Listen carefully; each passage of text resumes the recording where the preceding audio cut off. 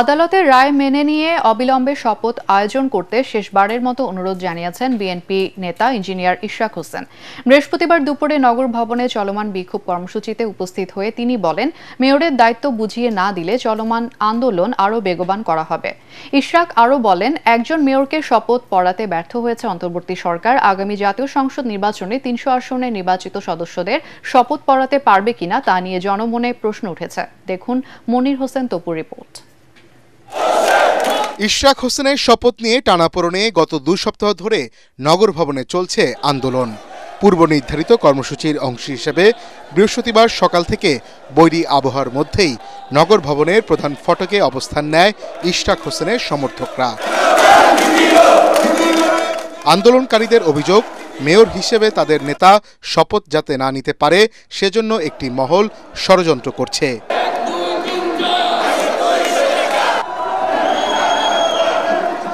দুপুর ২টার পর তাদের আন্দোলনে সংহতি জানিয়ে নগর ভবনে আসেন বিএনপি নেতা ইঞ্জিনিয়ার ইশরাক হোসেন।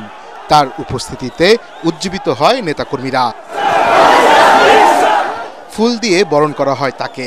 বাংলাদেশ জাতীয়তাবাদী দল বিএনপি এবং এর সর্বস্তরের নেতাকর্মীরা আমরা আইনের প্রতি শ্রদ্ধাশীল। মেয়রের দায়িত্ব বুঝিয়ে না দিলে চলমান আন্দোলন আরো বেগবান করার হুঁশিয়ারি দেন ইশরাক হোসেন। অন্তর্বর্তীকালীন সরকারের কতিপয় উপদেষ্টা তারা আমার প্রতি বৈষম্যমূলক আচরণ করেছে এবং তারা নির্বাচন কমিশন, বিচার ব্যবস্থা এবং প্রশাসনের উপর হস্তক্ষেপের মাধ্যমে আমাকে যে শপথ গ্রহণ করানোর জন্য যে দায়িত্ব ছিল সেই দায়িত্বটুকু পালনে এই বর্তমান অন্তর্বর্তীকালীন সরকার ব্যর্থ হয়েছে। বিএনপির প্রার্থী হওয়ায় তার উপর বৈষম্য করা হচ্ছে বলে অভিযোগ করেন এই নেতা।